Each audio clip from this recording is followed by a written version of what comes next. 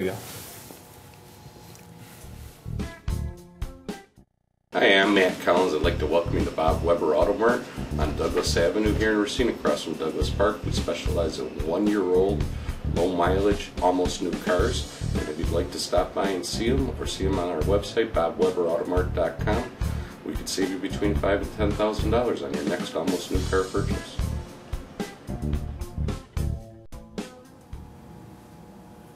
How are you doing? I'm Steve Sparky, Fifer, Sports Radio 12. How are you doing? This is Gery Woelfel of the Racine Journal-Times. It's another fine edition of Sports Junkies, where we will talk about the Packers right now. Eddie Lacy, in the last 3 weeks in the NFL, is the leading rusher in the National Football League at over 300 yards. Second most is Jamal Charles, is shy of 300 yards. My question for you, Mr. Woelfel, is can this continue? Yeah, absolutely. They're playing a bunch of dogs next couple of weeks again. They played a couple dogs. I couldn't believe the reaction from Packer Nation after they beat the Browns. It was unbelievable. Like they won the Super Bowl. You know, some grand. The Cleveland Browns are horrible. But the Packers are very hurt, though. I understand how hurt the Packers are. Everybody's hurt. Look at, I mean, we talked about this last week. New England's receiving corps. Teams are just battered all around. They didn't have a receiving corps to start the year. They're fine. Tompkins is playing. Dobson is playing. I know. The only one that's been out is Gronkowski, and now he's back at tight end. So yeah, I poked the bear. So they're not. Don't give me this stuff. But Belichick just didn't give Brady any weapons this year. But let's get back to the Browns. The Browns are awful. They're going to have one of the top 5 picks in the draft. So I mean, it's like, let's not get too excited about beating the Cleveland Browns. And now you got the Minnesota Vikings, who are almost equally as dreadful. Yeah. And all of a sudden, it's the Packers are wrong.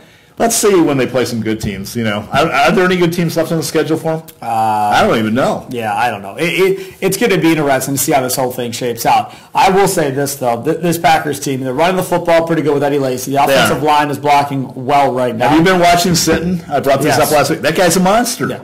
It's like, well. I mean, they're going left, and he's giving holes that are incredibly huge. Yeah, Sitton is playing well, too. Now, Jermichael Finley, obviously, is the other story here. They're saying that it's a bruised spinal cord, is the reports coming out right now on Finley. There's another example of a guy in the league right now that got hurt at the end of last college football season. Now, was out 10 months and is back and playing again. Now, that doesn't necessarily mean Finley will be out 10 months. Maybe he is out 10 months. Maybe he's out longer. Maybe it's over.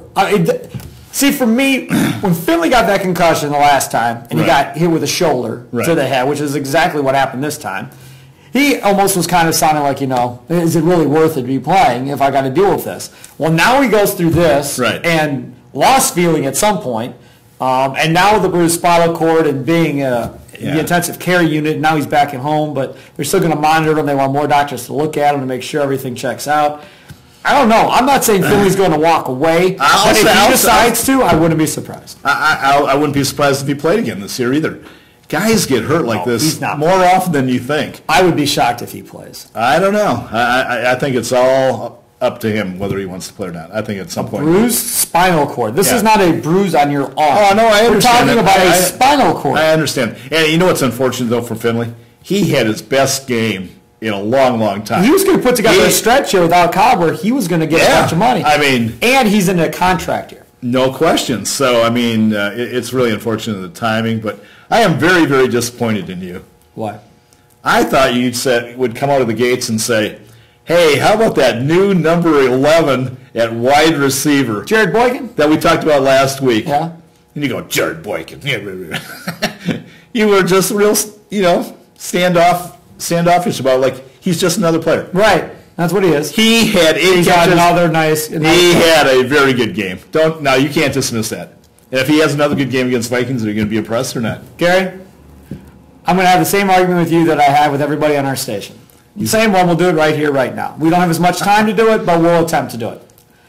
That offense is a system in which you plug pieces into and they perform. If that I totally agree. I've been saying that all along. Okay, fine. So then let's not overreact to Jarrett Boykin having a game when you just plugged him into a position where James Jones was. No, he's making plays. I mean, he's making plays. I mean, like, he's not Randall Cobb, of course, but how many guys are? But he's not a bad replacement for Randall Cobb. That kid can play. He can make plays. So where do you think he is in 2 years, 3 years?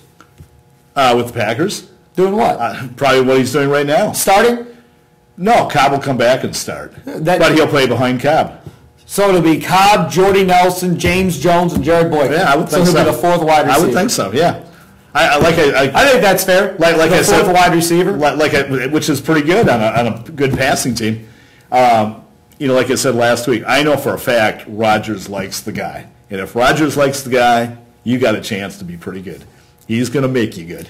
He likes James Jones. Yeah, see, James Jones went to free agency, didn't get a sniff. Right, came back and signed for minimum money. But it doesn't matter. He's good in the Packers system, isn't he? Right, but that's my point. So instead of saying, Jarrett Boykin, no, he's in a system that puts him in a position to look that good. I'm totally agree with you. This is McCarthy's offense that allows these guys to be as successful as they are, and a Hall of Fame quarterback that can get him the ball in Aaron Rodgers. It's a combination of those two that allows you to get that job done. No argument here. You're preaching to the choir. I'm just saying Jarrett Boykin is a good receiver. I'm not saying he's a Hall of Fame receiver, but he's better than an average receiver. Vikings, Sunday night. Who you got? You could even say that with a straight face. I mean, this could get ugly. This could get real ugly. I thought the Packers were going to blow out the Browns, and they did in a lot of respects. I didn't think they would. I thought it was going to be a field goal game. Yeah, no, I had no doubts they were going to kill him. I feel the same way about the Vikings. They're going to kill him. You're going to get Josh Freeman another week. That team is in disarray. There's a couple things here. You're going to give Josh Freeman another week. Yeah. You're going to have Greg Jennings. 3 weeks. It wouldn't matter. Right, but you're going to have Greg Jennings, who's going to really want Josh Freeman to be focused in on this game. You don't think the Packers secondary is going to be worried about... No. Oh, Jennings I'm talking about. Right. They're going to try to shut him down. And AP will be salivating. I think this game will be closer. I think the Packers are going to win probably by 10. Oh, okay. But I think the Vikings are going to score. They're going to score some points in this game against this Packers defense. And this Packers defense is playing great. They really are. You can't complain about the Packer defense. I know it's just the Browns and Brandon Whedon's god-awful. But they are playing pretty good football without Clay Matthews. And the other thing, not only the Browns, the week before they play the Ravens, and again, Packer Nation goes gaga over beating the Ravens. Ravens got beat Sunday by, who was it, Pittsburgh? Mm-hmm. Horrible team. So what does it say about the Ravens? He's Gery Woelfel, Mr. Negative. I'm Steve Sparky. We're trying to keep things positive and uplifting here on Sports Junkies. There's still time to pick up Jarrett Boykins for your fantasy football as league. we talk Packer football. Steve Sparky, Fifer, Gery Woelfel. Enjoy the rest of your day here at RacineSportsZone.com.